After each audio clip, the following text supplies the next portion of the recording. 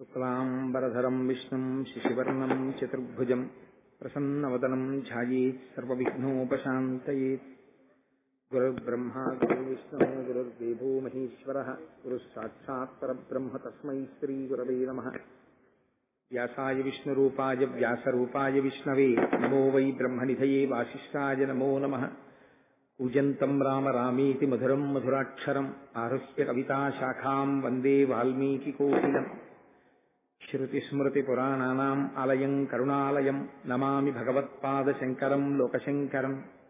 వాగర్ధావివ సంపృక్తౌ వాగర్ధప్రతిపత్తయే జగతః పితరౌ వందే పార్వతీపరమేశ్వరౌ. సూక్తిం సమగ్రేతున స్వయమైవ లక్ష్మీః శ్రీరంగరాజమహిషీ మధురైః కటాక్షైః. వైదగ్ధ్యవర్ణగుణగుంభనగౌరవైర్యాం కండూలకర్ణకుహరాः కవయోధయంతి.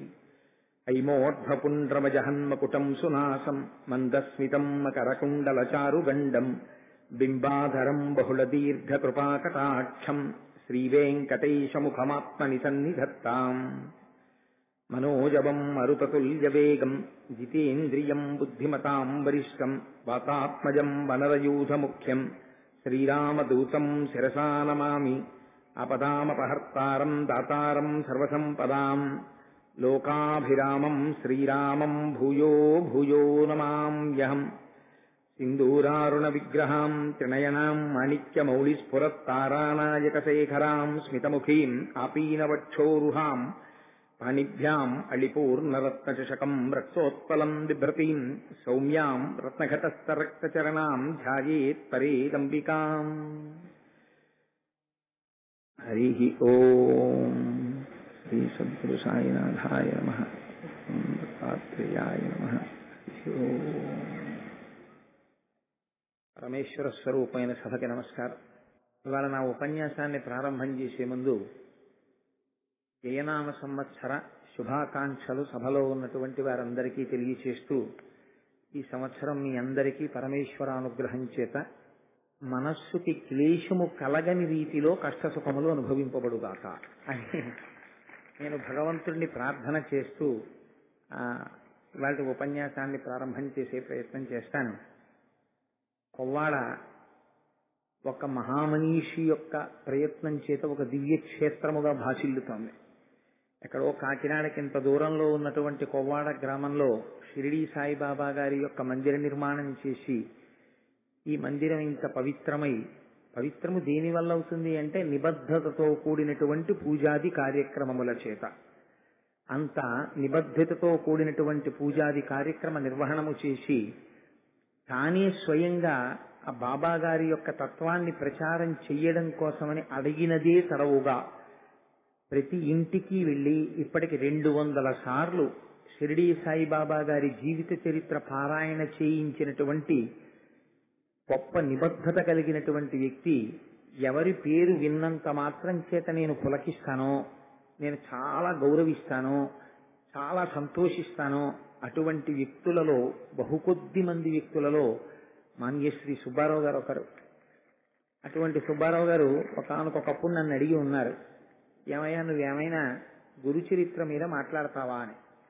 అది మరి తెంపరితనమే అనుకోండి, సాహసమే అనుకోండి, నా శక్తిని నేను అంచనా వేసుకోకుండా తప్పకుండా అలాగే మాట్లాడదామన్నాను. కారణం ఏమిటంటే, ఒకటి చేసినటువంటి సంకల్పం ఒక మంచి వ్యక్తి చేసినప్పుడు, అందున ఈ కాకినాడ పరిసర ప్రాంతాల్లో ఉండేటటువంటి ప్రజలందరూ కూడా భగవత్ కథాశ్రవణమనందు పూనిక కలవారై చెప్పేటటువంటి వాడి సమర్థతని ఆలోచించకుండా భగవత్ కథ చెప్తున్నారు అని వినగలిగినటువంటి అధ్యవసాయముతో కూడిన బుద్ధి కలిగిన వారు ఉన్నప్పుడు 4 మాటలు చెప్పడానికి మనకి ఏది ప్రతిబంధకమని ఆలోచించి తప్పకుండా చెప్తాను అన్నాను.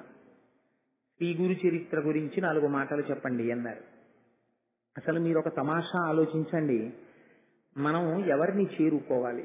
భౌతికమైనటువంటి సుఖాల్ని అనుభవించడం కోసమని ప్రత్యేకంగా ఉపదేశం కానీ ప్రబోధం కానీ ఎవ్వరికీ అక్కర్లేదు. మీరు చాలా సుఖంగా ఉండండి, శరీరంతో భోగాలు అనుభవించండి, ఇంద్రియాలతో సుఖాలను అనుభవించండి, ఈ మాటలు ఎవరైనా వచ్చి చెప్పాలండి? ఎవ్వరికెవ్వరూ చెప్పక్కర్లేదు. పుట్టినది మొదలుకొని ప్రతివాడికి అలవాటు పడిపోయేటటువంటి లక్షణం. ఈ శరీరంతో ఎంత సుఖాన్ని అనుభవిద్దాం. ముందు కూర్చోవాలనుకుంటాడు, తర్వాత పడుకోవాలనుకుంటాడు, చదువుకోవాలనుకుంటాడు, ఉద్యోగం రావాలనుకుంటాడు, ప్రమోషన్ రావాలనుకుంటాడు, డబ్బు దాచాలనుకుంటాడు, పిల్లలు కావాలనుకుంటాడు, అనుకూలవతి అయిన భార్య ఉండాలంటాడు, అటువంటి కోడళ్ళు రావాలంటాడు, అల్లుళ్ళు రావాలంటాడు. ఎప్పుడూ తన వైపు ఆనుకూల్యమునే మాట్లాడతాడు.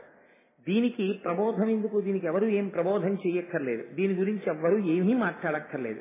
ఏమీ మాట్లాడకుండా నిశ్శబ్దంగా ఉన్నా ఇంద్రియముల యొక్క సుఖముల వైపు లంపటత్వము, భౌతికమైనటువంటి సుఖ లాలస మనిషికి తనంత తానుగా కలుగుతాయి.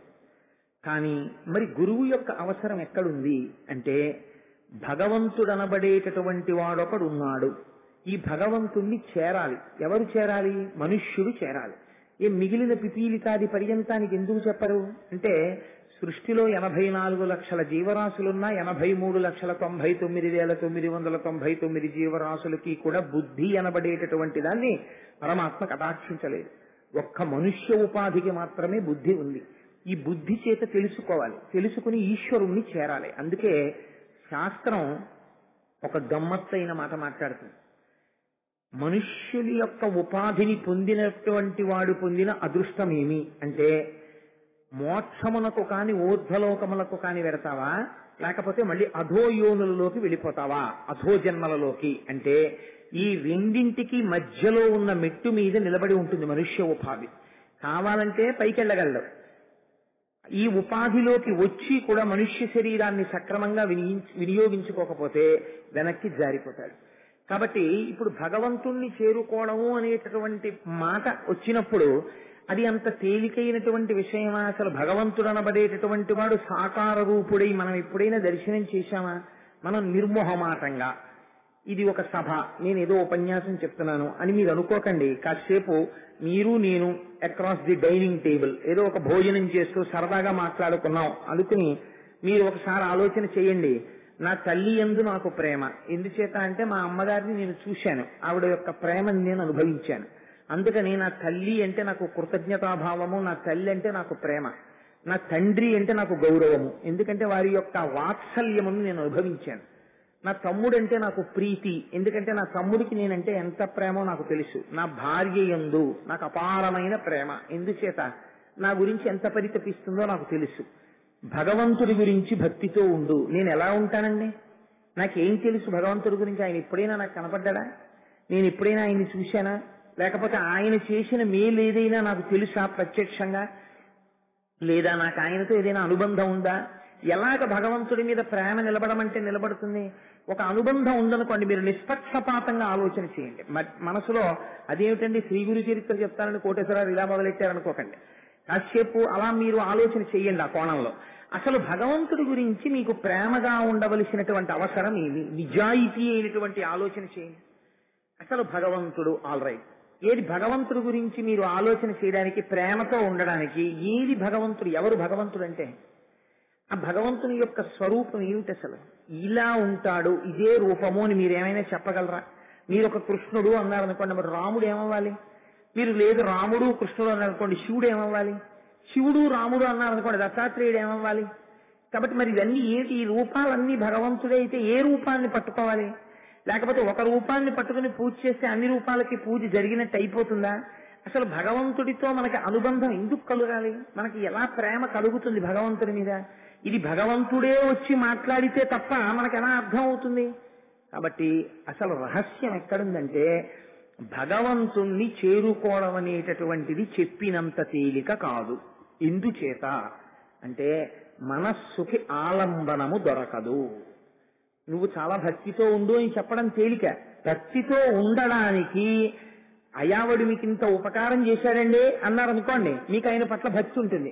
ఆయన ఉపకారం చేశాడండి అని చెప్పడానికి భగవంతుడు మీకేం ఉపకారం చేశాడో మీకెవరు చెప్తారు వచ్చి? కాబట్టి ఇప్పుడు భగవంతుడు చేసిన ఉపకారం ఏమిటో, మీరు భగవంతుణ్ణి ఎందుకు చేరుకోవాలో, అసలు మీరే భగవంతుడో కాదో ఈ విషయాల్ని సమగ్రముగా చెప్పడంలో తత్తరపాటు లేకుండా ముందు తాను బాగా తెలుసుకున్న దాన్ని సాధికారికముగా అవతల వారికి అయోమయానికి గురి కాకుండా గహనమైన విషయాన్ని చాలా తేలికగా అవతల వారికి అర్థమయ్యేటటువంటి రీతిలో అవతల వారి స్థాయికి దిగి కిందకి వచ్చి మాట్లాడగలిగిన సమర్థుడై, దాని వలన అవతల వారితో తనకి లంపటము కలగకుండా తాను అతీతముగా ఉండి వారికి బోధ చేసి తన స్వస్థతి యందు తాను నిలబడగలిగినటువంటి ఒక మహాపురుషుడి యొక్క అవసరం ఉంది జాతికప్పుడు. అప్పుడు గురువు కావాలి. ఈ గురువు ఎక్కడి నుంచి రావాలి? గురువు అన్నవాడు భగవంతుడి కన్నా భిన్నంగా ఎక్కడి నుంచో రావడానికి వీల్లేదు. సమస్త సృష్టి భగవత్ స్వరూపం అయినప్పుడు గురువు ఎక్కడి నుంచి వస్తాడండి? గురువు కూడా భగవంతుడిలోంచే రావాలి. భగవంతుడిలోంచి రావాలి, లేదా భగవంతుడే రావాలి గురువుగా. తప్ప ఏదొకడెవరో గురువుగా వస్తాను, నేను భగవంతుడు కాదండి, నేను గురువునంటే, నేను మిమ్మల్ని భగవంతుడితో చేరుస్తాను అని పైకి చెప్తాడంతే. కానీ యథార్థమునకు ఆయనే భగవంతుడు గురువు అంటే. అందుకని ఇప్పుడు భగవంతుడితో చేర్చడానికి, భగవంతుడి గురించి మీకు చెప్పడానికి మీరెలా ఉంటారో అలాగే తను కూడా కరచరణాదులతో కదలేటటువంటి వాడే అయి ఉండాలి. మీకు ఎలా కాళ్ళు చేతులు ఉంటాయో ఆయనకు అలా కాళ్ళు చేతులు ఉండాలి. మీరు ఎలా తింటారో ఆయన అలా తినాలి. మీరు ఎలా పడుకుంటారో ఆయన అలా పడుకోవాలి. కానీ నడువడి చేత, జ్ఞానము చేత చాలా గొప్ప స్థితిని పొంది నిరంతరము భగవంతుడితో అనుసంధానము చేసుకోగలిగిన శక్తి కలిగిన వాడై ఉండాలి. అటువంటి వాడు మాత్రమే భగవంతుడి గురించి చెప్పగలరు. కాబట్టి ఇప్పుడు అటువంటి స్వరూపాన్ని ఏమని పిలవాలి అంటే గురువు అని పిలవాలి అంది శాస్త్రం. ఆ గురువు అన్న మాటకి మీరు ఒకటి ఆలోచన చేయండి, అది నామవాచకమా గురువు అంటే? గురువు అంటే ఎవరో ఒక పేరా అంటే కాదు. గురువు అంటే ఏమిటి అంటే గురుగీత చెప్పింది. గురుగీత పరమశివుడు పార్వతీదేవికి ఉపదేశం చేశాడు. ఉపదేశం చేసినప్పుడు ఆయన గురువుల యొక్క వైభవం గురించి అందులో మాట్లాడాడు. ఆయన అన్నారు, పార్వతి గురువు అన్న మాట ఎవరి పట్ల వాడతారో తెలుసా?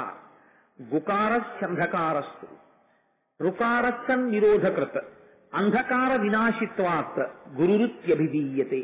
ఎవరిని పడితే వారిని గురువు అన్న మాటని ప్రయోగం చేయకూడదు. ఎందుచేత అంటే సైకిల్లో ఎవరో గాలి కొట్టారనుకోండి, అయ్యా నేను కృతజ్ఞుడను అన్న మాట అంటే చాలు. అంతేగాని గురువు గారు మీరు చాలా బాగా గాలి కొట్టారని అనకూడదు. దానికి గురువు అన్న మాట వాడడానికి ఒక హద్దు ఉంటుంది, ఒక పరిమితి ఉంటుంది, ఒక దానికి కావలసినటువంటి స్థితి ఒకటి ఉంటుంది. అంతేగాని ఎవరిని పడితే వాళ్ళని పట్టుకుని గురువు గారు అన్న మాట వాడకూడదు. గు అంటే అంధకారం, రు అంటే తొలగించడం. ఏటి అంధకారం తొలగించడం? చీకటిని తొలగించడం అంటే ఇప్పుడు చీకటి పడింది, ఏమంటే ఈ చీకటి తీసేసి వెలుతురు వచ్చేసేటట్టు చేసేయండి, అప్పుడు మిమ్మల్ని మేము గురువు గారు అంటామని అన్నారనుకోండి ఎవరినైనా సభలో పట్టుకుని.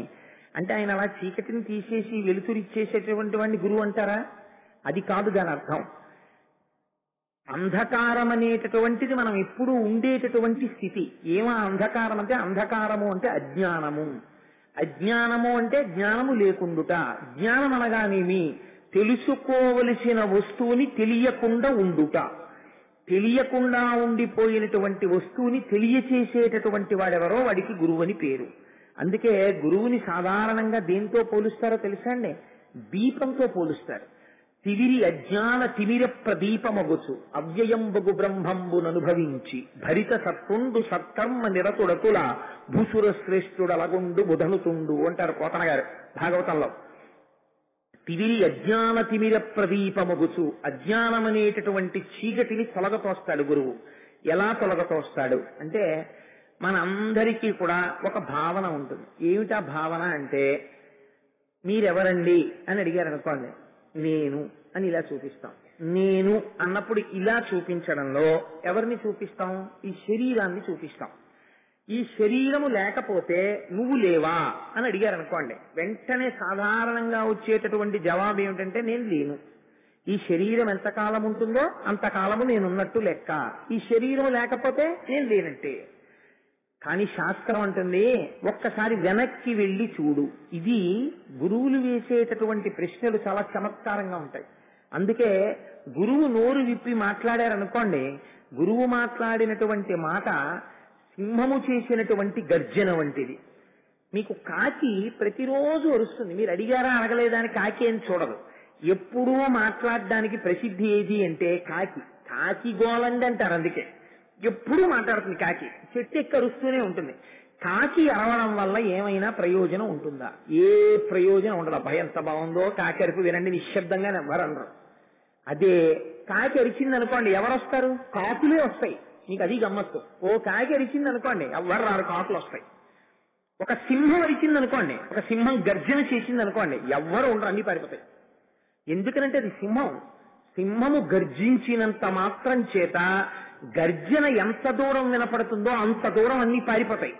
గురువు అనబడేటటువంటి వాడు నోరు విప్పి మాట్లాడితే కొన్ని కోట్ల జన్మల నుంచి వెంట కరుగుతున్నటువంటి అజ్ఞానం అనేటటువంటి చీకటి విచ్చిపోతుంది. అందుకే అనేక జన్మ సంప్రాప్త కర్మబంధ విదాహినే జ్ఞానానల ప్రభావేన తస్మై శ్రీ గురవే నమః అన్నారు గురుగీతలో. అది ఎలా ఉంటుంది అంటే, ఏది యథార్థమో ఆ యథార్థమును తెలియనీయకుండా దాచిపెడుతుంది, దాన్ని అజ్ఞానం అంటారు.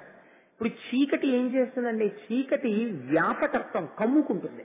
మీకు ఉన్న వస్తువులు ఏవి కూడా చీకటి పడినప్పుడు, సూర్యాస్తమయం అయిందనుకోండి, ఇంతకు ముందు ఇక్కడ ఏ స్టేజ్ ఉందో ఆ స్టేజే ఉంటుంది, అన్నీ ఇలాగే ఉంటాయి. కానీ చీకటి వ్యాపించేసింది అనుకోండి, మీకు ఒక భయం బయలుదేరుతుంది. ఏమిటా భయం అంటే, ఏమిటో ఇంత చీకటిగా ఉంది, అలా వెళ్ళడమే, అక్కడ ఏముంటుందో అని భయం. కారణం ఏమిటి? చీకటిగా ఉన్న చోట ఉన్న వస్తువు ఉన్నట్టు కనపడదు. ఆ చీకట్లో వెళ్ళిపోతున్నాడు అనుకోండి, ఎప్పుడు వేదాంతంలో ఇదే ఉదాహరణ చెప్తారు. ఓ తాడు అడ్డంగా పడుంది, ఆ తాడు చూస్తాడు, అమ్మో పాము అడ్డంగా పడుంది అనుకుంటాడు. తాటి యందు పాముని చూడగానే అజ్ఞానానికి హద్దు లేని స్థితి వస్తుంది. తాడు కదులుతుంది, అమ్మో పాము కదులుతోందంటాడు. అసలు తాడిలా పైకి లేవదు, కానీ వీడి అజ్ఞానము భయము చేత ఏం కనపడుతుందంటే పడగ విప్పినట్టు కనపడుతుంది, బుస కొట్టినట్టు వినపడుతుంది. అమ్మో ఎంత పాము అంటాడు, ఒళ్ళంతా చెమట్లు పట్టేస్తాయి. మీ యొక్క ఆశ్చర్యకరమైన విషయం చూడండి, ఇంత భయపడిపోతున్న వ్యక్తి దగ్గరికి వచ్చి, అయ్యా నువ్వు ఇంత పెద్ద ఉద్యోగం చేస్తున్నావు, నీకు ఇంత డబ్బుంది, నీకు 3 కార్లు ఉన్నాయి, నీకు ఇంత పెద్ద పేరుంది, నీకు ఇన్ని బిరుదులున్నాయి అని చెప్పారనుకోండి, ఎదురుగుండా పాము ఉంది అన్న భయం పోతుందా? పోదు. ఎప్పుడు పోతుంది పాము అన్న భయం అంటే, ఆ పక్కింట్లో ఉన్న ఆయన ఏమిటంటే అలా నిల్చున్నారంటాడు, అమ్మో అక్కడ చీకట్లో రోడ్డుకి అడ్డంగా పాము పడుకుందండి అన్నాడు. ఆయన అన్నారు, అలాగా ఇక్కడ ఎప్పుడు పావులు తిరగవే అని ఇంట్లోకి వెళ్ళి ఒక టార్చ్ లైట్ పట్టుకొచ్చి గేటు తీసి టార్చ్ లైట్ వేసి చూశారు. అది తాడు. ఇప్పుడు దీపం పడగానే మీకు సత్యము గోచరించింది. సత్యము గోచరించగానే ఇంతకు ముందున్న పాము ఏమైపోయింది? అదృశ్యం అయిపోయింది. పాము పోగానే పావుకి సంబంధించిన భయం ఏమైపోయింది? అదృశ్యం అయిపోయింది. పావుకి సంబంధించిన బొస ఏమైపోయింది? అదృశ్యం అయిపోయింది. పాము లేదు, ఉన్నది తాడే. ఈ సత్యము తెలియాలి. ఈ సత్యము తెలియాలంటే ఎలా తెలుస్తుంది? దీపం వల్ల తెలుస్తుంది. దీపం లేకుండా మీరు ఎన్ని పట్టుకొచ్చినా తెలియదు, దీపం ఉంటే తెలిసిపోతుంది. దీన్ని రజ్జు సర్పభ్రాంతి అంటారు. బ్రహ్మము కనపడదు, జగత్తు కనపడుతుంది. ఈ జగత్తు కనపడుతున్నది సత్యం కాదురా, బ్రహ్మం సత్యం చెప్పాలి. ఎలా? ఎవరు చెప్పాలి? బ్రహ్మమును తెలుసుకున్నవాడు చెప్పాలి. అందుకని గురువు చెప్తాడు. ఆ గురువు చెప్తే అజ్ఞానం పోతుంది. అజ్ఞానమును పోగొట్టి జ్ఞానం అనేటటువంటి వెలుతురుని ప్రసరింపచేసి సత్యమును ఆవిష్కరించగలిగిన వాడెవరో ఆయనకి గురువు అని పేరు. అటువంటి గురువు భగవంతుడే గురువుగా రావడం ప్రారంభం చేశాడు. ఎక్కడ ప్రారంభం చేశాడు అన్నారు. అందుకే మీరు ఎప్పుడైనా చూడండి, పరంపరలు 2 ఉంటాయి. 2 పరంపరలలో మనం వివాహం చేసుకునేటప్పుడు స్నాతకము అని ఒక ఉత్సవాన్ని చేస్తారు. అందులో ఒక మాట చెప్తారు, నువ్వు ఈ తంతువుని తెంపవద్దు అని ఒక మాట చెప్తారు. తంతువుని తెంపవద్దు అంటే వివాహం చేసుకోకుండా ఉండకూడదు, పురుషుడు కానీ స్త్రీ కానీ. ఎందుచేత అంటే జన్మతః ఒక రుణం ఉంటుంది. ఏమిటా రుణం? తాను ఇతపూర్వము ఎవరికి జన్మించాడో అలా తాను కూడా వేరొక వ్యక్తికి జన్మనివ్వాలి. అందుకని ఈ తంతువుని తెంపవద్దు, కొనసాగాలి. వంశము కొనసాగింది, నా తర్వాత కొడుకు, కొడుకు తర్వాత మనవడు, అలా 2 తరాలు 3 తరాలు చూడాలి. వంశము వృద్ధిలోకి రావాలి. అలా ఇంకొకటి కూడా ఉంటుంది, వృద్ధిలోకి వెళ్ళవలసింది, ఆగిపోకూడనిది. అదేమిటో తెలుసా అండి? గురు పరంపర. గురు పరంపర మనం చెప్తాం, సదాశివ సమారంభాం శంకరాచార్య మధ్యమాం అస్మదాచార్య పర్యంతాం వందే గురు పరంపరాం అంటాం. ఎంత పెద్ద లిస్ట్ ఉందో మధ్యలో, ఎంతమంది గురువులు ఉన్నారో, కానీ మొదలు చెప్తాం, మధ్య చెప్తాం, ఇప్పుడున్న గురువు చెప్తాం. సదాశివ సమారంభాం, పరమశివుడే మొట్టమొదటి గురువు లోకమునకు దక్షిణామూర్తిగా. శంకరాచార్య మధ్యమాం, ఆదిశంకరులు మధ్యలో ఉన్నారు. అస్మదాచార్య పర్యంతాం, ఇప్పుడు మాకు గురువు గారు ఉన్నారు, బ్రహ్మశ్రీ మల్లంపల్లి అమరేశ్వర ప్రసాద్ గారు. ఆ గురువు గారి వరకు అస్మదాచార్య పర్యంతాం వందే గురు పరంపరాం. ఈ గురు పరంపరకంతటికీ నేను నమస్కరించుతున్నాను. ఇప్పుడు ఆ సదాశివుడు ఎన్ని రూపాల్లో వచ్చినట్టు? మా గురువు గారి వరకు అది సదాశివ స్వరూపమే. అజ్ఞానమును తొలగొట్టడానికి ఒక దీపం వేరొక దీపాన్ని వెలిగించినట్టుగా ఈ పరంపర అలా కొనసాగి వస్తోంది. లేదా నారాయణ సమారంభాం వ్యాస శంకర మధ్యమాం అస్మదాచార్య పర్యంతాం వందే గురు పరంపరాం. శ్రీమన్నారాయణుడితో మొదలుపెట్టి వ్యాస శంకరుల్ని మధ్యలో పెట్టి మా గురువుల వరకు ఈ పరంపర కొనసాగుతున్నది. లేదా వైష్ణవులు అనుకోండి, శ్రీశైలేశ దయాపాత్రం ధీభత్యాది గుణార్ణవం యతీంద్ర ప్రణవం వందే రమ్యజా మాతరం మునిం అని వాళ్ళు ఆ గురు పరంపరని వాళ్ళు చెప్తారు. ప్రతివారు కూడా పరంపరగా వస్తున్నటువంటి గురువుల యొక్క ఆ పరంపరని తలుచుకుని నమస్కారం చేస్తారు. అది ఒక చోట ఆగిపోయేది కాదు. గురు పరంపర ఆగిపోయింది అనుకోండి, అక్కడతో ఇంకా వెలుతురు అనేది ఆగిపోతుంది. సూర్యోదయం అనేటటువంటిది ఒక రోజు అయి బట్టలన్నీ ఆరేసేస్తున్నామండి, బట్టల గుమ్మిలో ఇంకేం మాసు బట్టలు లేవు మాకు ఉతుక్కోవలసినవి, సూర్యుడు వస్తే ఎంత రాకపోతే ఎంత అండి అనకూడదు. ప్రతిరోజు సూర్యోదయం అవ్వాలి, ప్రతిరోజు సూర్యుడు కనపడాలి. గురువులు కూడా మాకు మంచి గురువు ఈ తరంలో దొరికేశారండి, ఇంకా గురువులు ఉంటే ఎంత ఊడిపోతే ఎంత అనకూడదు. గురు పరంపర అలా కొనసాగుతూనే ఉండాలి.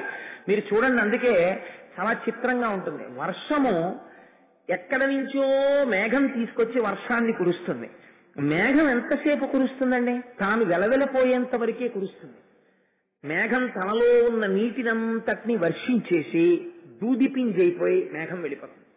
మరి ఇప్పుడు ఈ నీరు ఎలా వెడుతుంది అంటే ప్రవాహ రూపాన్ని నది పొందుతుంది. పొంది నది నీటిని తీసుకెళ్లడం మొదలు పెడుతుంది. మొదలుపెట్టి గ్రామానికి, ఊరికి, పట్టణానికి మంచినీటిని తీసుకెళ్తుంది. అలా గురు పరంపర కూడా అలా నడుస్తూనే వెడుతుంటుంది. ఇలా వెడుతున్నటువంటి గురువులు ఎంతమంది ఉంటారు అంటే, ఇప్పుడు నేను మీకు ఒక విషయాన్ని ఎందుకు విజ్ఞాపన చేశానంటే, ఇప్పుడు మీరు లెక్క చెప్పగలరా? మీరు లెక్క చెప్పలేరు. పైగా ఎవరిని గురువు అనాలి అంటే అదొక పెద్ద తర్కం శాస్త్రం. ఎవరికి ఎవరు గురువు అన్నారు అనుకోండి, ఎవరు మీకు గురి నేర్పారో వారు గురువు అని చెప్పింది శాస్త్రం. ఆ గురువు ఎటువంటి వాడు అంటే అత్రినేత్ర శివ సాక్షాత్ విబాహుశ్చ హరిస్మృత యో చతుర్వదనో బ్రహ్మ శ్రీ గురు అభిధీయతే. ఆ గురువు మీ కంటి ఎదురుగుండా కనపడినప్పుడు 3 కన్నులతో కనపడనటువంటి పరమశివుడు, ఆయన 2 చేతులతో కనపడుతున్నటువంటి శ్రీ మహావిష్ణువు, 4 ముఖాలతో కాకుండా 1 ముఖంతో కనపడుతున్నటువంటి చతుర్ముఖ బ్రహ్మ. గురువు గారు ఎక్కడ నివాసం ఉంటారో ఆ నివాసం ఉన్నటువంటి ప్రాంతము కాశీక్షేత్రం అయిపోతుంది. అదొక గమ్మత్తు. మీకు శివమహాపురాణంలో ఒక మాట ఉంది. త్రివేణీ సంగమానికి వెళ్లి స్నానం చేస్తుంటారు. త్రివేణీ సంగమ స్నాన ఫలితము దేని వల్ల ఎటువంటి ఫలితాన్ని ఇస్తుందో అటువంటి ఫలితాన్ని పొందాలంటే శివమహాపురాణం అంది, ఏ మహానుభావుడికి ప్రతిరోజు ఉదయం నిద్ర లేవగానే సంధ్యావందనం చేసి అభిషేకం చేసుకుని ఒంటి నిండా విభూతి పిండికట్లు పెట్టుకుని అభిషేకం అయిపోయిన తర్వాత అంతటా బ్రహ్మమును దర్శనం చేస్తూ పొంగిపోతూ పూజ గదిలోంచి బయటికి వస్తున్నాడో అటువంటి వాణ్ణి ఒక్కసారి కన్నులతో చూసిన వారెవరుంటారో అటువంటి వారికి త్రివేణీ సంగమ ఫలితాన్ని ఇచ్చేస్తున్నామన్నారు. ఇప్పుడు గురువు ఎవరు? కరచరణాదులతో కదిలి వస్తున్నటువంటి త్రివేణీ సంగమం. త్రివేణీ సంగమానికి మీరెళ్ళాలి. కానీ గురువు ఏమిటి? ప్రతి గడప ముందుకి వచ్చి నిలబడేటటువంటి త్రివేణీ సంగమం. ఆ గురువు కాలు పెట్టారనుకోండి మీ ఇంట్లోకి కాశీ వచ్చినట్టు, గురువు కాలు పెట్టారనుకోండి గంగానది మీ ఇంటికి వచ్చినట్టు. ఆ గురువు కొంత పదార్థాన్ని తిని విడిచిపెట్టారనుకోండి అది కాశీ విశ్వేశ్వరుడు తినగా మిగిలినటువంటి శేషమైనట్టు. కాబట్టి ఇప్పుడు ఏమైంది? ఆయన తిని విడిచిపెట్టినటువంటి పదార్థం అంటే విస్తట్లోనే విడిచిపెట్టక్కర్లేదు. మీ ఇంట్లో కొంత వంట చేశారు, ఇంటికి ఒక గురుస్వరూపం అతిథిగా వచ్చారు, వారికి మీరు భోజనాన్ని వడ్డించారు, వారు దేవతార్చన చేసి వెళ్ళిపోయారు. ఇప్పుడు వారు తినగా మిగిలినటువంటి పదార్థం ఏదైతే ఉందో దాన్నంతటినీ కూడా గురుశేషము అని పిలుస్తారు. ఆ గురుశేషము తినడం కోసమని వెళతారు, ఎందుకంటే అది మహత్తరమైనటువంటిది, సమస్త ఐశ్వర్యకారకము. అందుకే సాధారణంగా మన ఇంటికి ఎవరైనా మహాత్ములైనటువంటి వారు ఏదో కాస్త భిక్ష తీసుకోవడానికో పలహారం తీసుకోవడానికో వచ్చారనుకోండి, అప్పుడు వారిని ఒక్కరినే ఎప్పుడూ పిలవకూడదు. వారితో పాటుగా అటువంటి ప్రసాదమును పొందడానికి యోగ్యులైన వారు దాన్ని కేవలం అన్నం కింద చూడరు, ప్రసాదం కింద చూసే మర్యాద తెలుసున్న వారన్న వారిని కొంతమందిని పిలుస్తారు. పిలిచి అయ్యా మీరు కూడా వచ్చి ప్రసాదం తీసుకోండి అంటారు. ఆ గురువులు తినగా మిగిలిపోయిన పదార్థం ఉంటుంది వంటింట్లో, అది గురుశేషము అంటారు. అది తినడం వల్ల జ్ఞానము ప్రకాశిస్తుంది. బుద్ధి కలుగుతుంది, ఐశ్వర్యము కలుగుతుంది. కాబట్టి ఇప్పుడు గురువు ఎటువంటి వాడు అంటే ఆ గురువు సాక్షాత్ విశ్వేశ్వరుడై ఉన్నాడు. అందుకే గురుగీతలో శంకరుడు ఒక ఆశ్చర్యకరమైన మాట చెప్పాడు. పార్వతి చాలా మంది తెలియక కాశీక్షేత్రానికి వచ్చిన దర్శనం చేసుకుంటూ ఉంటారు. అసలు నిజంగా కాశీక్షేత్రం అనేటటువంటిది కేవలం ఉత్తర భారతదేశంలో ఉంది అని అనుకుంటారు. సత్యమే, నేను కాదంటలేదు. కానీ అసలు నిజమైన కాశీక్షేత్రాలన్నీ ఎక్కడున్నాయో నీకు తెలుసా అని అడిగాడు ఆయన. అడిగి ఒక చిత్రమైనటువంటి మాట చెప్పాడు. గురువు ఏ ప్రాంతమునందు నివాసం ఉంటున్నాడో ఆయన ఎక్కువగా నివాసం ఉన్న చోట తిరుగుతూ ఉంటాడు. ఆయన ఎక్కడ తిరుగుతున్నాడో ఆయన తిరిగినటువంటి ప్రాంతము హద్దులుంటాయి. ఆయన ఏదో ఇక్కడి నుంచి ఇక్కడికి తప్పకుండా తిరుగుతాడు. ఆ ఇల్లు అక్కడ ఉంది కాబట్టి. అది వారణ అశి అన్న 2 ఒడ్ల మధ్యలో ఉన్నటువంటి కాశీ క్షేత్రం అయిపోతుంది. ఆ గురువు నివాసం ఉన్న చోట ఎవరెవరు నివాసం ఉంటున్నారో ఆయన తిరిగిన చోట వారందరికీ కాశీ పట్టణంలో నివాసం ఉన్న ఫలితం నేను ఇస్తున్నాను సుమా అన్నాడు. ఎంత చిత్రం చూడండి. ఒక్కొక్కసారి మనకు తెలియదు. ఒక్కొక్క మహాత్ముడు ఉన్నటువంటి చోట మనం ఉంటాం. మనం ఉన్నన్నాళ్ళు ఈశ్వరుడు ఏ ఫలితం వేస్తాడో తెలుసా అండి? మీరు కాశీ క్షేత్రంలో ఉన్న ఫలితం వేసేస్తాడు. గంగ ఎక్కడి నుంచి వస్తుందో తెలుసా? ఆయన అన్నారు, గురువు యొక్క చరణ తీర్థముందే గురువు గారి యొక్క కాళ్ళు కడిగినప్పుడు వచ్చినటువంటి నీరు సహజముగా గంగగా మారిపోతుంది. ఆ నీటిని తల మీద చల్లుకుంటే వాడు ఆ రోజున గంగా స్నానము చేసిన ఫలితాన్ని ఇచ్చేస్తాం. ఇంకా ఆశ్చర్యకరమైన విషయం చెప్పనా? నేను మాట్లాడను, దర్శనమిస్తానంతే. కానీ నేను మాట్లాడాలనుకున్నప్పుడు నిజంగా కాశీ క్షేత్రంలో మాట్లాడితే అది సంచలనం అయిపోతుంది. కానీ నేను మాట్లాడేది ఎక్కడ మాట్లాడతానో తెలుసా? అటువంటి గురువులున్న చోట గురువులు మాట్లాడతారు. వారి మాట నా మాటగా ఉంటుంది. నేను ఏది మాట్లాడతానో అది గురువులతో మాట్లాడిస్తాను. అందుకని వారి మాటలు నా మాటలే. అందుకని గురువులు ఉన్న ప్రదేశములు ఏవో అవి కాశీ క్షేత్రములు అని చెప్పాడు మహానుభావుడు. కాబట్టి ఆ గురువు ఎంత గొప్పవాడు అన్నది మీరు ఒక్కసారి ఆలోచించండి. అందుకే ఒక మాట చెప్తాడు శంకరుడు గురుగీతలో, నగురోరధికం తత్వం నగురోరధికం తపః నగురోరధికం జ్ఞానం తస్మై శ్రీ గురవే నమః. నగురోరధికం నగురోరధికం నగురోరధికం ఇది శివశాసనతః. గురువు కన్నా అధికమైనటువంటి వాడు ప్రపంచమునందు వేరొకడు లేడు. గురుర్బ్రహ్మ గురుర్విష్ణు గురుర్దేవో మహేశ్వర గురు సాక్షాత్ పరబ్రహ్మ తస్మై శ్రీ గురవై నమః. గురుర్బ్రహ్మ, గురువే చతుర్ముఖ బ్రహ్మ. బ్రహ్మగారు ఏం చేస్తారండి? సృష్టి చేస్తారు. గురువు కూడా సృష్టి చేస్తాడు. ఎవరిని సృష్టి చేస్తాడు చెప్పండి? గురువు గారు ఎప్పుడైనా సృష్టి చేయడం మీరు చూశారా? మరి గురువు గారికి బ్రహ్మాంశ ఎలా ఇచ్చారు అంటే, మీలో ఉన్నటువంటి మనుష్యత్వము జీవత్వమును అణచి సాక్షాత్తుగా నువ్వే ఈశ్వరుడివిగా అనేటటువంటి జ్ఞానాన్ని నీ యందు సృష్టి చేస్తాడు. అందుకని గురుర్ బ్రహ్మ గురుర్ విష్ణు. ఆ వచ్చినటువంటి భావన, ఆ భక్తి మళ్ళీ జారిపోతుంది. జారిపోకుండా ఉండాలంటే గురువు గారి మాటలు మళ్ళీ మళ్ళీ మళ్ళీ మళ్ళీ పడుతూ ఉండాలి. రామకృష్ణ పరమహంస అంటారు, ఏనుగు పక్కన మావటివాడు ఎప్పుడూ నించునుంటాడు. ఎందుకు నించునుంటాడో తెలుసా అండి? ఏ ఏనుగు వదిలేసి మావటి వెళ్ళిపోకూడదా? వెళ్ళడు. ఏనుగుకో లక్షణం ఉంటుంది. దాని ఏనుగు తొండం ఎప్పుడూ నిశ్చలంగా ఉండదు. అది కదుపుతూనే ఉంటుంది తొండాన్ని.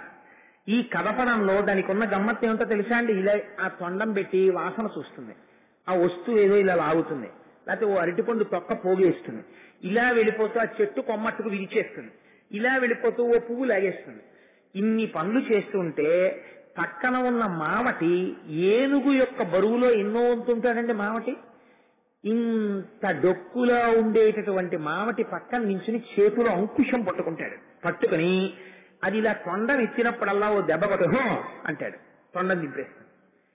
పక్కన తొండం ఆయన అంకుశం పట్టుకుని నిలబడ్డాడు అనుకోండి, ఎదుటివాడు రూపాయి ఇచ్చారు, రూపాయి పట్టుకెళ్లి మావటి చేతిలో పెట్టి పిల్లాడికి ఆశీర్వచనం చేసి తొండం దింపేస్తాడు.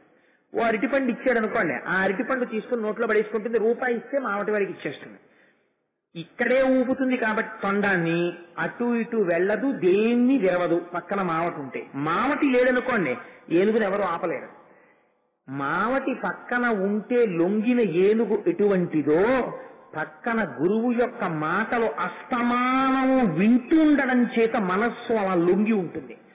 నేను అన్ని వినేశానండి అని గురువుని వదిలేశారనుకోండి. మీరు వదిలేస్తే ఏమైపోతుందో తెలుసా అండి, మావటి లేని ఏనుగు అయిపోతున్నది. మళ్ళీ దాన్ని తొండం ఆడించేయడం, తొండలు విరిచేయడం మొదలెట్టేస్తుంది మళ్ళీ. కాబట్టి మావటి ఎప్పుడూ ఉండాలి పక్కన.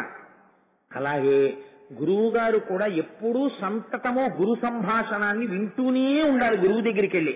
అందుకే శాస్త్రంలో కొన్ని మినహాయింపులు ఉన్నాయి. కొందరి ఇంటికి వెళ్ళడానికి పిలుపక్కర్లేదు. గురువు గారి ఇంట్లో ఉత్సవం జరిగినా, తండ్రి గారి ఇంట్లో ఉత్సవం జరిగినా, రాజుగారి ఇంట్లో ఉత్సవం జరిగినా, సుహృత్ మంచి స్నేహితుడి ఇంట్లో ఉత్సవం జరిగినా ఈ నలుగురు పిలవలేదని వెళ్ళడం మానకూడదు, వెళ్ళి తీరాలి. ఎందుకో తెలుసా అండి, గురువు గారి ఇంటికి వెళ్ళకపోతే కృతజ్ఞుడు అయిపోతావు, వెళ్ళి తీరాలి. అందుకని నిరంతరము వెళ్ళాలి, గురువు పక్కన కూర్చోవాలి, గురువు మాటలు వింటూ ఉండాలి. కాబట్టి గురువు యొక్క స్థితి అంత గొప్పది పార్వతి అంటారు. ఇప్పుడు నన్ను సుబ్బారావు గారు అన్నారు, నువ్వు శ్రీ గురు చరిత్ర చెప్పు అన్నారు. మామూలుగా అంటే ఏమో నేను మొదలెట్టేద్దునేమో, ఏదో రామాయణం చెప్పు అన్నారు అనుకోండి, లేకపోతే సుందరకాండ చెప్పు అన్నారు అనుకోండి, ఈ పాటికి తతో రావణ నీతాయా సీతాయా శత్రుకర్షణ అని శ్లోకంలో వెళ్ళిపోతాను హాయిగా. కానీ ఆయన అన్నారు శ్రీ గురు చరిత్ర అన్నారు. నన్ను శ్రీ గురు చరిత్ర చెప్పు అన్నారు. శ్రీ గురు చరిత్ర చెప్పు అంటే నేను ఎవరినో ఒక్కళ్ళని పట్టుకుని ఈయన గురువు అండి అని నేను ఎలా చెప్పనండి? ఎలా కుదురుతుంది చెప్తే? మిగిలిన వాళ్ళ పరిస్థితి ఏంటి? మిగిలిన వాళ్ళు గురువులు కారా అని మీరు నన్ను అడగరా? కాబట్టి గురువు అంటే నేను అందుకని ఇన్ని విషయాలు మీకు ప్రస్తావన చేయవలసి వచ్చింది. కాబట్టి ఎవరికి గురువు, ఎవరికి గురు చూపిస్తే వాడికి గురువు. ఇది చాలా చిత్రంగా ఉంటుంది. ఒకరికి రామకృష్ణ పరమహంస గురువు, ఒకరికి షిరిడి సాయిబాబా గారు గురువు, ఒకరికి వివేకానందుడు గురువు, ఒకరికి చెప్పులు కుట్టేవాడు గురువు, ఒకరికి పక్షి గురువు, ఒకడికి మనిషి గురువు, ఒకడికి తొండ గురువు, ఒకడికి పావు గురువు. దత్తాత్రేయుల వారికి 24 మంది గురువులు. మీరు ఇందురు కానీ అదేమిటండి అలా ఎలా అవుతుందండి? అంటే ఒక్కొక్క దాని యందు నువ్వు ఒక్కొక్క గురి నేర్చుకున్నావు. గురిని ఎవరు కుదురుస్తున్నారో వాడికి గురువు అని పేరు. ఆ గురి కుదరలేదు నీకు, గురువు కాదు. ఆ గురి కుదరాలి. గురి కుదరడం అంటే ఆయన యందు నీకు గురి కుదరడం కాదు, ఆయన యందు నీకు గురి కుదరడం అనేటటువంటిది చాలా తక్కువ మాట. రమణ మహర్షి చాలా ఉద్రేకం చెందిన సంఘటన దీని ఎందే. నీకు గురి కుదరడం ఏంటి గురువు యందు? అది చాలా తప్పు మాట. నీకు నాకు ఫలానా గురువు గారు అంటే గురెండి అన్నారు అనుకోండి, మీరు గురువు యొక్క శక్తిని నిర్ణయించగలిగిన స్థాయిలో ఉన్నారని మీరు అనుకున్నట్లు ఆ మాట మీరు అనకూడదు. వారి వలన నాకు గురి కుదిరిందండి అనాలి. నాకు బ్రహ్మం అనగానేమో ఈశ్వరారాధన అంటే ఏమిటో, భక్తి అంటే ఏమిటో నాకు అబ్బిందండి, నాకు తెలిసింది ఆయన మాటల వల్ల, అందుకని నాకు వాడు గురువు అనాలి. అంతేకాని వారి యందు నాకు గురి కుదిరిందండి అనకూడదు. నా గురి ఈశ్వరుడు యందు కుదిరినది వారి మాట వల్ల, అందుకని గురువు. ఈ మాట చెప్పాలి. లేకపోతే ఏమైపోతుందో తెలుసండి, గురువుల యందు దోషాన్ని ఎంచడం ప్రారంభమైపోతుంది. ఇది రామకృష్ణ పరమహంస గొప్పవారా, రామకృష్ణ పరమహంస కన్నా రమణ మహర్షి గొప్పవారా, రమణ మహర్షి గొప్పవారా, చంద్రశేఖర పరమాచార్య స్వామి గొప్పవారా? ఇందులో నువ్వేమైపోతావంటే తెలియకుండా ఒక అయోమయంలో ప్రవేశిస్తావు. ప్రవేశించి ఒకరిని గొప్ప అని చెప్పడం కోసం ఇంకోరి దోషాన్ని విచారణ చేస్తావు. నీ సమర్థత ఏ పాటి? ఇప్పుడు నువ్వేం చేస్తున్నావు? గురువుల మీద నువ్వు ఏదో చెప్పబోయి నువ్వే ఒక అగాధంలో పడిపోయి భయంకరమైన పాపాన్ని మూట కడుతున్నావు. గురువు ఎంత గొప్పవాడో గురువు వల్ల వచ్చే ప్రమాదం కూడా అంత గొప్పది. ఎందుకో తెలుసా అండి, నేను ఒక విషయాన్ని మీకు నిర్దాక్షిణ్యంగా చెప్తాను. సమర్థుడు కాని గురువు చేతిలో పడిన శిష్యుడి జన్మ నాశనం అయిపోతుంది. 1. 2, గురువు పొరపాట్న గురువు పట్ల నింద చేశారనుకోండి, ఏమైపోతుందో తెలుసా అండి, దాన్ని ఈశ్వరుడు కూడా ఇంకా తీయలేడు. గురువు పట్ల చేసినటువంటి నింద ఎంత దారుణం అయిపోతుందంటే కొన్ని కోట్ల జన్మల పాటు దాన్ని అనుభవించవలసినదే. దాని నుంచి తీయగలిగిన వాడు ఎవ్వరూ ఉండరు. అందుకే మనకి శాస్త్రంలో పెద్ద దోషాలు ఏవి అంటే 3 చెప్తారు. ఏమిటా 3 దోషాలు అంటే భగవదపచారము, భగవంతుడి పట్ల అపచారం చేయడం. ఎలా చేస్తావు అంటే, నేను సభాముఖంగా చెప్పచ్చో లేదో నాకు తెలియదు, కానీ కొంతమంది మాట అంటారు, మాకు బిడ్డలు కలగలేదండి అంటుంటారు. బిడ్డలు కలగకపోవడానికి ఆ ప్రతిబంధకం ఎక్కడొస్తుందో తెలుసా అండి? పూజ యందు, భగవద్ ఆరాధన యందు, దేవాలయముల యందు చేసినటువంటి దోషం కట్టి కుడిపి పిల్లలు కలగకుండా అడ్డుకుంటుంది ఒక్కొక్కసారి. మీకు నేను అలా ఎక్కడ కలిగిందో చూపిస్తాను రఘువంశ కావ్యంలో. కాబట్టి భగవదపచారము, దేవాలయానికి వెళ్ళి దేవుడికి వ్యతిరేకంగా మాట్లాడడం, దేవాలయానికి వెళ్ళి గోడల కానుకుని కూర్చోవడం, స్తంభాల కానుకుని కూర్చోవడం, దేవాలయాలకు వెళ్ళి భగవంతుడికో భక్తులకో పెద్దలకో వ్యతిరేకంగా మాట్లాడడం, ఇవి భగవదపచారాలు. తెలిసో తెలియకో మాట్లాడినంత మాత్రం చేత అపచారం అవుతుంది. కానీ మీరు ఇది తప్పు అని తెలుసుకుని క్షంతవ్యో మే పరాధ శివ శివ శంభో మహాదేవ శంభో అన్నారనుకోండి, అయ్యా నాకు తప్పు అయిపోయింది ఈశ్వర, ఇవాళ నేను ఇలా చేశాను అన్నారనుకోండి, క్షమించేస్తాను. రెండోది ఉంటుంది భాగవతపచారము. భగవంతుణ్ణి నమ్ముకున్న భక్తులు ఉంటారు, వాళ్ళ పట్ల మీరు అపచారం చేశారనుకోండి, భగవంతుడు క్షమించాడు. మళ్ళీ ఎవరు క్షమించాలి? మళ్ళీ భాగవతులే క్షమించాలి, భక్తులు క్షమించాలి తప్ప భగవంతుడు వచ్చి జోక్యం చేసుకోడు. అంబరీషుడి విషయంలో ఏమైంది? దుర్వాసో మహర్షిని శ్రీ మహావిష్ణువు రక్షించలేదు, వెళ్ళి అంబరీషుడి కాళ్ళ మీదే పడమన్నాడు. అందుకని భాగవతపచారము కట్టి కుడిపేస్తుంది. మూడోదేది అసహ్యాపచారము. ఇది ఎవ్వరూ చెయ్యకూడనటువంటి అపచారం. అసహ్యాపచారం అంటే ఏంటో తెలుసండి? గురువుల పట్ల చేసేటటువంటి అపచారం. అది ఒక జన్మ కాదు, కొన్ని కోట్ల జన్మలు పట్టుకు పీడించేస్తుంది.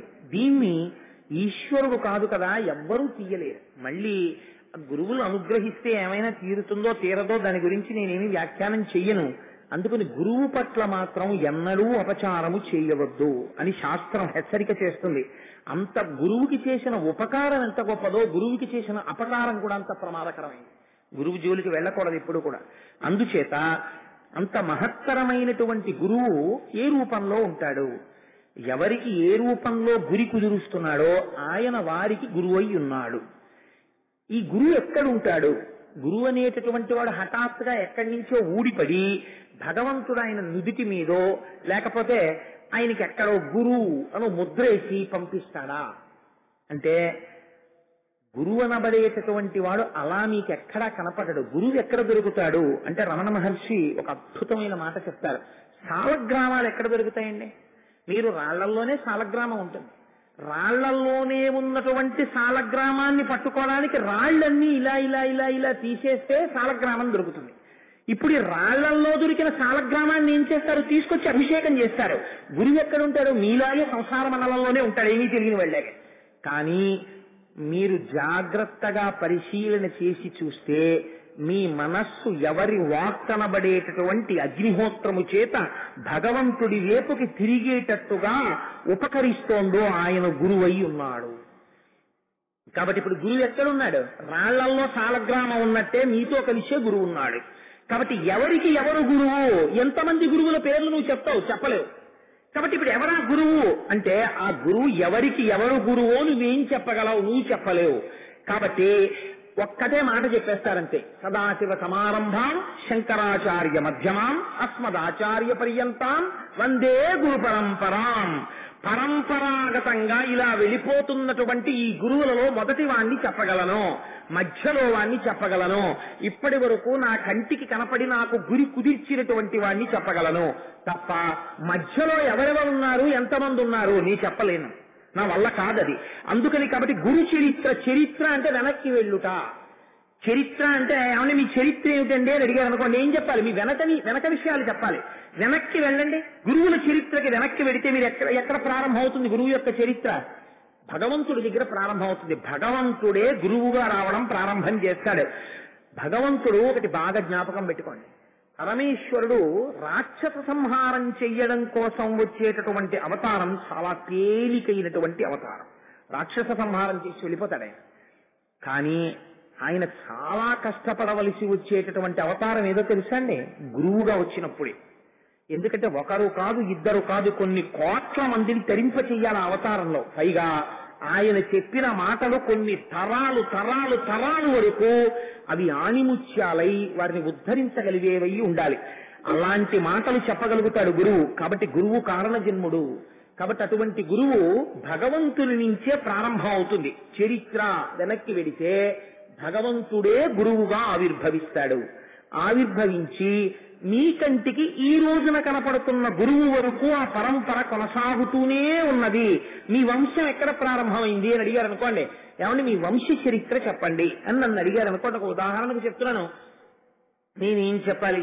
ఏమండి మాది ఆత్రేయస గోత్రం, కాబట్టి మేము ఆత్రేయులం, కాబట్టి మేము అత్రి మహర్షి మా సంతానానికి మొట్టమొదటి వాడు. అత్రి మహర్షి యొక్క సంతానంతో మా వంశము ప్రారంభమైంది. ఇప్పుడు మధ్యలో ఎవరిని చెప్పాలి? అత్రి మహర్షి దగ్గర నుంచి నాకు జ్ఞాపకం ఉంటారా? నా తాతలు ముత్తాతలు ముత్తాతలు ముత్తాతలు ఎంతమంది ఉన్నారో వాళ్ళందరూ నాకు జ్ఞాపకమా? కాబట్టి ఏం చెప్తాను, వంశంలో మళ్ళీ అత్రి మహర్షి తర్వాత అంతగా మా వంశానికి పేరు ప్రఖ్యాతులు తెచ్చినటువంటి ఒక మహాపురుషుడు ఒక ఆయన ఉంటాడు. ఇప్పుడు నేను చెప్తే షార్ట్కట్స్ అవుతాయి, అందుకని ఆయన పేరు చెప్తాం. మా వంశంలో ఫలానా మహానుభావుడు జన్మించాడండి.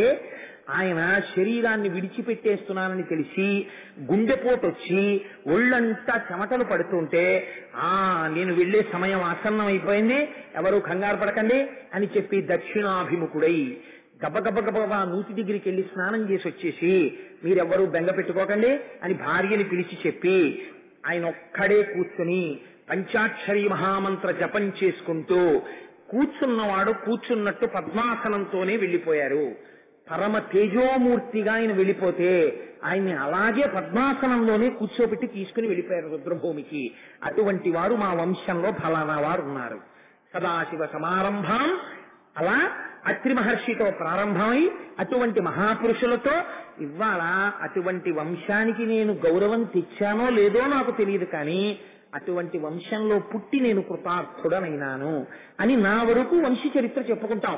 అలా గురువుల యొక్క చరిత్ర కూడా వస్తోంది.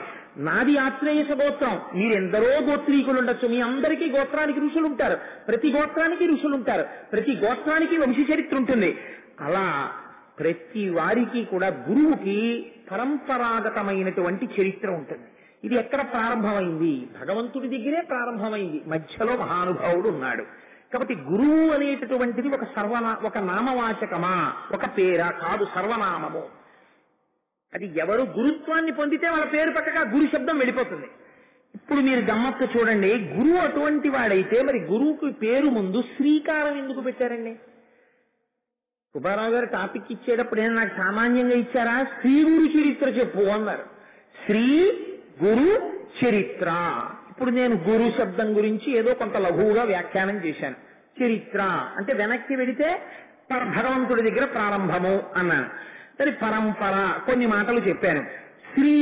శ్రీకారానికి అర్థం ఏంటి? శ్రీ గురు చరిత్ర ఏమిటండి? శ్రీ గురువు అంటే ఎవరా శ్రీ గురువు అంటే? శ్రీ అన్న 3 అక్షరాలు ఎందుకు వేసామో నువ్వు బాగా జ్ఞాపకం పెట్టుకో అన్నారు. గురువుకి ముందు శ్రీకారం ఎందుకు పెట్టారో తెలుసా అండి? శ్రీ అంటే మాయాశక్తి అని పేరు శాస్త్రం.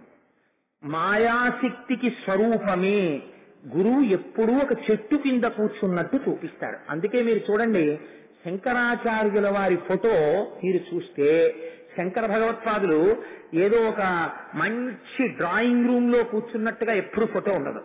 శంకర భగవత్పాదులు కూర్చుంటే ఒక పులితోలు మీద పక్కన ఒక నది ప్రవహిస్తూ ఉంటే ఒక పెద్ద వటవృక్షం కిందో మామిడి చెట్టు కిందో కూర్చుని ఉంటారు.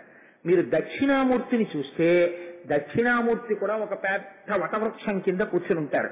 చిత్రం వటతరోర్మూలే వృద్ధా శిష్యా గురుర్యువా గురోస్తు మౌనం వ్యాఖ్యానం శిష్యాస్తు చిన్న సంశయా.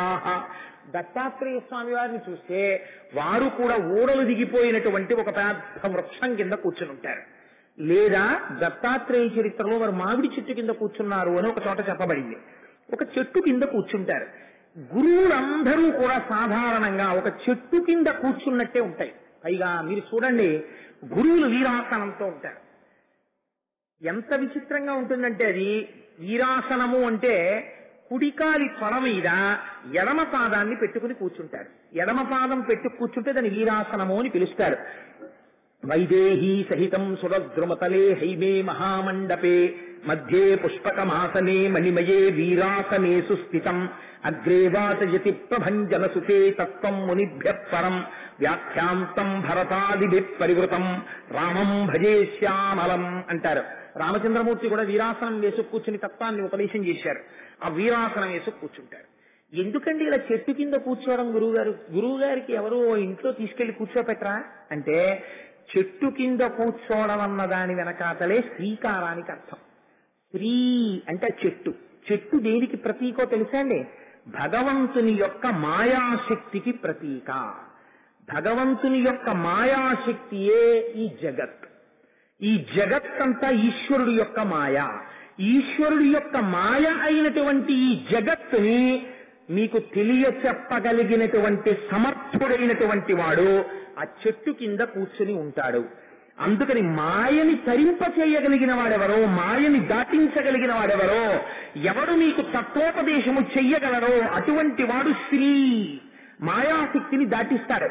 కాబట్టి శ్రీ గురు కాదు, ఇది ఒక అర్థం. శ్రీ గురు అని ఎందుకంటారో తెలుసా అండి? శ్రీ అనడంలో శకార రకార ఈకారములు ఉంటాయి. ఈ శకార రకార ఈకారముల చేత 3 అక్షరములతో 3 రకములైనటువంటి అర్థములు ప్రతిపాదింపబడతాయి. అందుకని శ్రీ గురు అని పిలుస్తారు. ష అన్న అక్షరానికి అర్థం ఏమిటో తెలుసా అండి? తేజస్వరూపుడు అని. తేజస్వరూపుడు ఏమిటండి? అదేం మాట మీకు అనుమానం రావచ్చు. గురువు గారు చూడ్డానికి పైకి శరీరంతో కనపడుతుంటాడు, కానీ ఆయన లోపల ఎప్పుడు ఏం నమ్ముతాడో తెలుసా అండి? ఇది నేను కాదు, ఇది నానాచిద్రఘటోదరస్థిత మహాదీప ప్రభాభాస్వరం జ్ఞానం యస్యతు చక్షురాదికరణ ద్వారా బహిస్పందతే. ఇక్కడ ఒక జ్యోతి వెలుగుతోంది, ఆ జ్యోతి నేను, ఈ శరీరము నేను కాదు అంటుంటాడు. ఇది పైకి దొరకదు, లోపల మాత్రం ఎప్పుడు ఆ జ్యోతి స్వరూపముతో అనుసంధానమై ఉంటాడు. ఈ శరీరము నేను కాదు అని లోపల భావన చేస్తుంటాడు. ఆ సత్యమునందు ప్రతిష్ఠితమై ఉంటాడు. ఇలా ఉన్నవాడెవరో ఆయన తేజస్వరూపుడు. ఇప్పుడు ఆయన తేజస్వరూపుడై ఉన్నాడు, మనకేమిటి ఉపయోగం దానివల్ల అంటే, తేజస్వరూపుడైనటువంటి గురువు తన శిష్యుడికి చేసేటటువంటి ఉపకారం ఒకటి ఉంటుంది. అందుకని అలా కూర్చోబెట్టి ఫోటో ఇంట్లో పెట్టుకుంటాడు. ఎందుకు గురువు యొక్క స్వరూపాన్ని అలా ఇంట్లో పెడతారో తెలుసా అండి? ఆ శ్రీ గురువు శకారముతో ఉన్నాడు, తేజోరూపుడై ఉన్నాడు, పైకి అలా కనపడుతున్నాడు. 6 భుజాలతోటి ఏదో 4 కుక్కల్ని వెంటేసుకుని వెనకాల ఆవుని పెట్టుకుని జటాజూటం కట్టుకుని అందులోంచి తొంగి చూస్తున్న పావులో దాన్ని పెట్టుకుని శంఖచక్ర గదా పద్మాలు పట్టుకుని త్రిశూలం పట్టుకుని కమండలం పట్టుకుని ఉన్నాడు. మళ్ళీ అలాగే ఉండడానికి ఒక రహస్యం ఉంది, తర్వాత చెప్తాను మీకు. దత్తాత్రేయుల వారైతే అలాగే ఉంటారు, మిగిలిన స్వరూపాలు మళ్ళీ ఇంకో రకంగా ఉంటాయి. ఇలా ఉండేటప్పుడు ఇలా కూర్చున్నటువంటి వాడు తేజస్వరూపుడై ఉన్నాడు అనుకోండి, మీకేమిటి కలిసి వస్తుంది దానివల్ల అని నేను అడిగాను అనుకోండి. తేజస్వరూపుడైనటువంటి వాడు మీకు చేసేటటువంటి మహోపకారం ఒకటి ఉన్నది. ఏమిటి చేస్తాడు అంటే, మీలో ఉండేటటువంటి కల్మషాన్ని కడిగేస్తాడు ఆయన, మీలో ఉండేటటువంటి దుఃఖాన్ని తీసేస్తాడు, మీకు జ్ఞానాన్ని ప్రసరింపచేస్తాడు. అది ఎలా చేస్తాడు అని మీకు అనుమానం రావచ్చు. నేను మీకు ఒక ఉదాహరణ చెప్పేటటువంటి ప్రయత్నం చేస్తాను. ఆయన ఎంత క్షమాబుద్ధితో ఉంటాడో. తన గురువు అనేటటువంటి వాడికి ఔదార్యం ఉండాలండి. గురువు ఒక ఎక్స్ట్రీమ్ ఎండ్ భగవతత్వాన్ని తెలుసుకుని ఆత్మస్వరూపిగా నిలబడిపోయాడు. ఈ కింద ఉన్న వాళ్ళందరూ ఎవరండి? పరమ అజ్ఞానంతో సంసార లంపటమునందున్నవారు. అటువంటి వాడు ఇటువంటి వాళ్ళని చూసి ఏమనాలి? ఇచ్చి ఏంట్రా వీళ్ళ అజ్ఞానంతో ఎప్పుడు ఈ సంసారంతో కొట్టుమిట్టాడుతుంటారు, దిక్కుమాల శరీరాలు పట్టుకుని నేనంటారో అనాలి. అలా అస్తమానం గురువు విసుక్కున్నాడు అనుకోండి, ఇంకా అసలు శిష్యులు గురువు దగ్గరికి ఎలా చేరుతారు నాకు చెప్పండి. గురువు ఔదార్యం అంటే ఏమిటో తెలుసా అండి? గురువు కిందకి దిగడము చేత ఔదార్యము. గురువు తన స్థితి వేరు. శిష్యుడు అడిగేటటువంటి ప్రశ్నలకి అసహ్యం అయ్యాలి గురువు గారు, కానీ అసహ్యించుకోడు. అసహ్యించుకోకుండా తను జవాబు చెప్తాడు. జవాబు చెప్పేటప్పుడు గురువులకు ఉండవలసినటువంటి ఒక గొప్ప లక్షణాన్ని చెప్తుంది శాస్త్రం. కేవల తత్వ ప్రతిపాదనమే మీరు చేశారనుకోండి, ఆ తత్వ ప్రతిపాదనము సభయందు అందరూ అందుకోలేరు. ఇందుచేత తత్వము చాలా కష్టం, అది అందుకోలేరు. కాబట్టి గురువుకున్న గొప్పతనం, గురువు కిందకి దిగడంలో ఉన్న గొప్పతనం. వ్యాసుడు చేతకాక కథలు చెప్పలేదు, లేకపోతే శుకుడు చేతకాక భాగవతంలో కథలు చెప్పలేదు, లేకపోతే శంకర భగవత్పాదులంతటి వారు చేతకాక ఉపమానాలు చెప్పలేదు, రామకృష్ణ పరమహంస చేతకాక చిన్న కథలు చెప్పలేదు.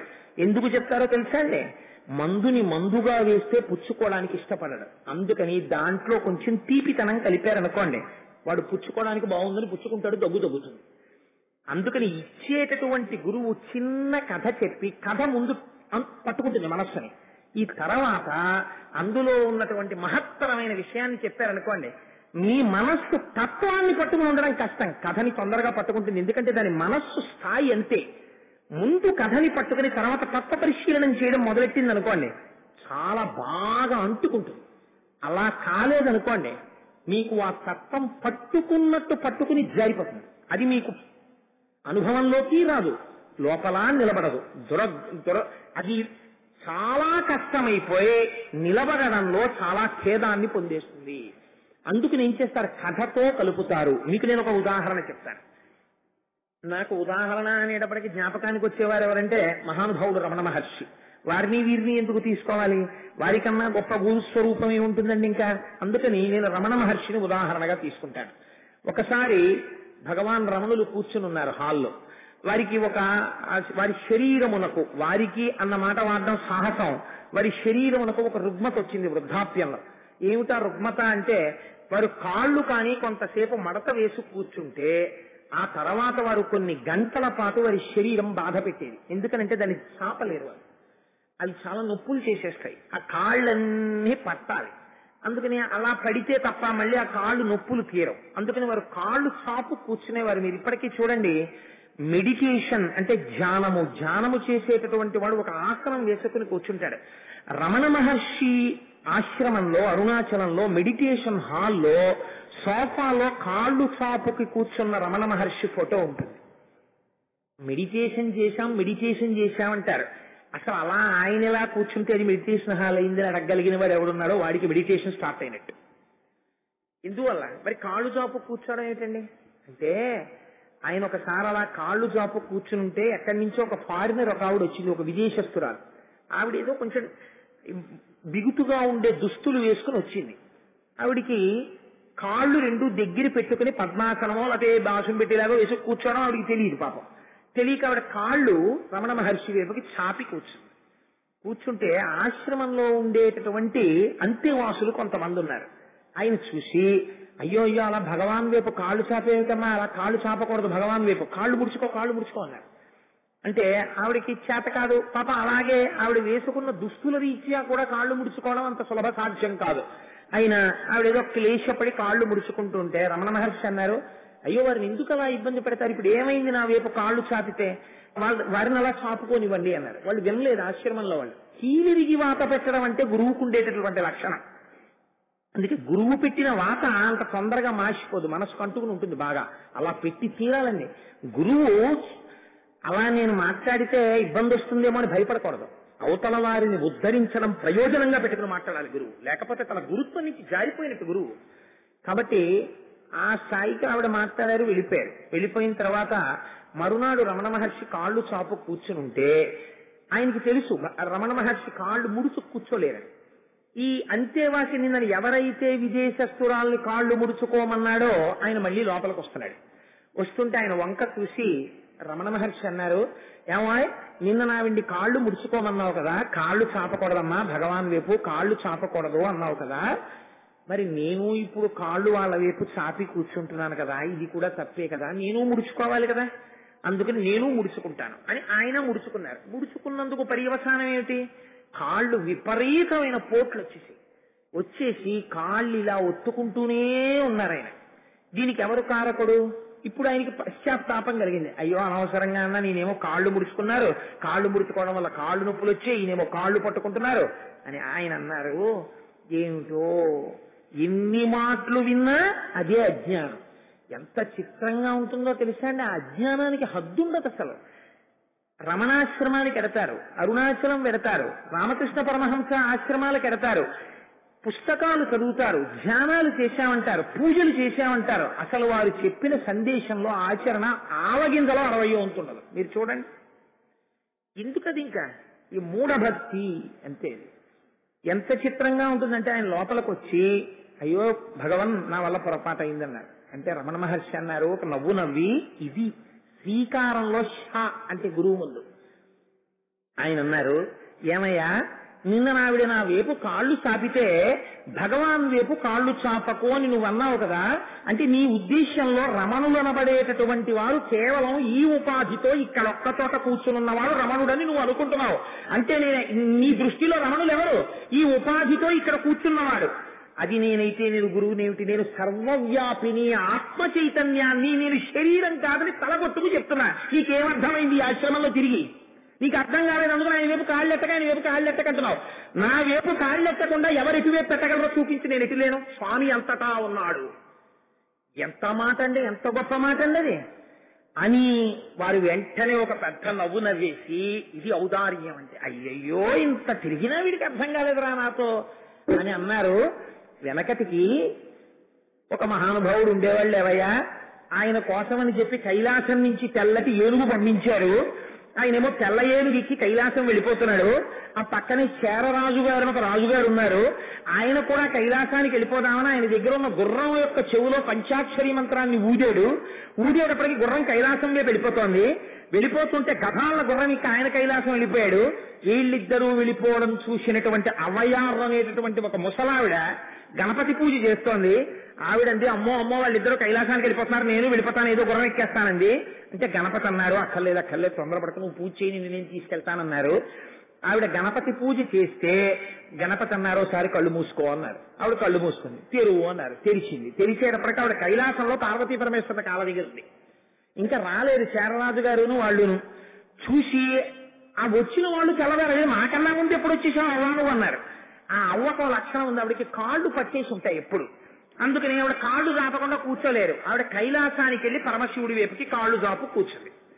కూర్చుంటే పార్వతీదేవి చూసి కొంచెం బాధపడి అదేమిటంటే బాబు ఈవిడే వచ్చిన దగ్గర నుంచి మీ వైపు కాళ్ళు జాపు కూర్చుంది, కాళ్ళు ముడుచుకోమని చెప్తానంది. అంటే గభాల శంకరుడు అన్నాడు అలాంటి పనులు చేయకు పార్వతి, లేని పనులు పత్రం ఆవిడ్ని కాళ్ళు ముడుచుకోమనకు సుమా, చాలా ఇబ్బంది వచ్చేస్తుంది నాకు ఆవిడ ముడుచుకోమంటే అన్నాడు. ఇక ఆవిడ్ని కాళ్ళు ముడుచుకోమంటే మీకు ఇబ్బంది ఏమిటండి, చూడ్డానికి ఎంత సహ్యంగా ఉందో, కైలాసంలో ఎవరు ఇంత ముందు ఇలా కూర్చోలేదు, మీ వైపు కాళ్ళు జాపు కూర్చుంది ఈవిడ. అబ్బబ్బా ఆవిడ ముందు చెప్పకూడదు, నువ్వు మాత్రం ఏమనకన్నాడు ఆయన. ఊరుకుంది అప్పటికి. కానీ మనసు పరితపించిపోతాడు. ఏమిటి మా ఆయన జగద్గురువు, ఆయన వైపు కాళ్ళు జాపు కూర్చుంటే ముసిలావిడ అని కాసేపు ఆగలా చెలికెత్తే వెళ్ళిపోతుంది. ఆవిడని పిలిచి నన్ను చెప్పద్దు అంటున్నారు కానీ ఆవిడ దగ్గరికి వెళ్ళి కాళ్ళు ముడుచుకోమని చెప్పాను. అంటే ఆ చెలికత్త అలాగే చేస్తానమ్మా, ఆ పూల సజ్జ అక్కడ పెట్టి ఆ ముసలావిడ దగ్గరికి వెళ్ళి చెవులో ఎదురుగుండా శంకరుడు ఉన్నాడు కదా కాళ్ళు జాపారు ఏమిటమ్మా, అలా కాళ్ళు జాపకూడదు, కాళ్ళు ముడుచు కూర్చోండి, లేకపోతే కాళ్ళు ఇంకో వైపుకు పెట్టండి అండి. అంటే నేను ముడుచుకోలేనమ్మా కాళ్ళు నొప్పులు అంది ఆవిడ. కైలాసం వెళ్ళినా కాళ్ళు నొప్పులు అవ్వలేదు, వదలకపోతే కాళ్ళు ముడుచుకోలేను అందుకని చెప్పి నేను శంకరుడి వైపుకి కాకుండా ఎటువైపు పెట్టను అంది. అంటే ఆవిడండి ఆ పరిచారిక శంకరుడి వైపుకి ఎందుకు పోనీ ఇంకో వైపు పెట్టండి అండి. అంటే ఆవిడండి శంకరుడు లేని వైపు నువ్వే పెట్టు కాళ్ళండి. అంటే ఇప్పుడు ఈ పరిచారికి ఏం చేసిందంటే అబ్బో అది నేనే చెయ్యాలా అని కాళ్ళు అట్టుకుని ఇటు తిప్పింది. ఇటు కూర్చున్న శంకరుడు విరిగిపోయింది ధర్మల సింహాసనం. విరిగిపోతే ఈవిడ చూసుకోలేదు, ఇది మళ్ళీ ఇలా చూసింది, శంకరుడి వైపే ఉన్నాయి కాళ్ళు. అబ్బో ఎడి పొరపాటు తిప్పానేమో అనుకుని మళ్ళీ అవ్వ కాళ్ళు అట్టుకుని అటు తిప్పింది, శంకరుడి సింహాసనం ధర్మం అటు తిరిగిపోయింది. ఇప్పుడు శంకరుడు అన్నాడు చూసావా పార్వతి చెప్పానా, ఆవిడ్ని జరుపుతాను నా సింహాసనం జరిగిపోతుంది. ఇప్పుడు ఆవిడ్ని ఎంతసేపు తిప్పుతానో నేను అంతసేపు తిరగాలి. ఎందుకో తెలుసా, ఆవిడకో విషయం తెలుసు, శంకరుడు అంతటా ఉన్నాడు అని. మీకు కైలాసంలోనే ఉన్నా నేను అంతటా ఉన్నాను అని తెలియడం లేదు. అందుకని ఆవిడ ఎటు తిరిగితే నేను అటు తిరుగుతున్నాను, ఆవిడ భక్తికి నేను లొంగిపోయాను, ఆవిడ జ్ఞానానికి నేను ప్రకాశించాను అన్నాడయ్యా శంకరుడు. ఇది తెలుసుకోపోతే ఎలా అన్నారు. ఏమి క్షమాగుణం చూడండి, నిజంగా ఏమి ఔదార్యం చూడండి. ఇప్పుడు ఎక్కడ ఉన్నాడు పరమాత్మ, అంతటా ఉన్నాడు పరమాత్మ. ఇప్పుడు రమణులు ఎక్కడ ఉన్నారు, ఇక్కడే ఉన్నారు. ఇప్పుడు నేను చెప్పింది రమణ మహర్షి వింటున్నారు, సాయిబాబా ఎక్కడ ఉన్నారు, ఇక్కడే ఉన్నారు, నీ చెప్పింది వింటున్నారు. అంతేకాని అరుణాచలం వెడితేనే రమణ మహర్షిని చూసి వచ్చానండి, ఇక్కడ రమణ మహర్షి లేరండి అంటే నువ్వు ఎన్ని మాట్లాడినా దురుపయోగం లేదు. ఇంకా నీకు అరుణాచలం అన్న అగ్నిహోత్రం దగ్గరికి వెళ్ళి నించున్న నీ ఒళ్ళు వేడెక్కదనమాట, నీ మనస్సు కరగదనమాట, నీకు జ్ఞానం ప్రసరణ కావట్లేదనమాట. కాబట్టి శ్రీ గురు అండంలో ష అన్న అక్షరం దేన్ని ప్రతిపాదిస్తుంది, యువతల వారిలో ఉన్నటువంటి కల్మషములను కడగగలిగినటువంటి స్థితి గురువు ఎందుంటుంది. తన ఆశ్రమంలో తనతో పాటు ఉన్న వారిలో ఉన్నటువంటి కల్మషాన్ని కడగగలిగారు ఆయన. అందుకని తేజకారకుడై శకారము చేత అవతల వారిలో ఉన్న కల్మషములను తన మాటలతో చిన్ని కథల రూపంలో చెప్పి ఆయా సందర్భములలో ఏర్పడినటువంటి అజ్ఞానములు తొలగతోయగలిగినటువంటి సమర్థుడు ఎవరున్నాడో ఆయన గురువు. అందుకని పక్కన శ్రీకారములో శకారము చేరినది. అలా చిన్న కథతో చెప్పలేకపోయాడు అనుకోండి, తత్వం ఎలా అర్థమవుతుంది. ఎన్ని మాటలు మళ్ళీ రమణ మహర్షి ఇదే తత్వం చెప్పిన ఆయన పైకి ఎదగలేడు. అవ్వయార్ కథ చెప్తే వెంటనే ఆయన మనస్సులోకి ద్యోతకమైంది. నిజమే, రమణులు ఇక్కడ ఉండడం ఏమిటి, రమణులు అంతటా ఉన్నారు, ఆయన వైపుకు పెట్టకుండా కాళ్ళు ఇటువైపుకు పెట్టగలం. మీరు నిజంగా భగవంతుడనేవాడు నా పూజామందిరంలో ఉన్నాడు, నా గుళ్ళో ఉన్నాడు అని మీరు అనుకున్నారనుకోండి, మీరు ఎంత పాపమైనా చెయ్యగలరు. జ్ఞాపకం పెట్టుకోండి.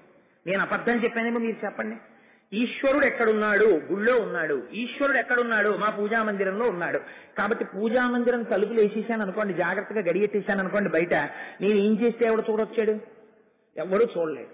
నేను ఈశ్వరుడు అంతటా ఉన్నాడు, ఎప్పుడు చూస్తూనే ఉన్నాడు నేను చేస్తున్న పనులు అన్నాను అనుకోండి, చీకటిగా ఆయనే ఉన్నాడు, వెలుతురుగా ఆయనే ఉన్నాడు, సూర్యుడుగా ఆయనే ఉన్నాడు, చంద్రుడుగా ఆయనే ఉన్నాడు, భూరంభాంచలలో విలోంబర మహార్నాదో హిమాంసు పుమాన్ అని నేను ఇక్కడ నమ్మాను అనుకోండి. ఇప్పుడు నేను పాపం ఎలా చేస్తాను? ఒకటి, పాపము చేసేటప్పుడు నేను ఒకటి అంగీకరించాలి, ఈశ్వర నేను పాపం చేస్తున్నాను, ఇది నాది తప్పే.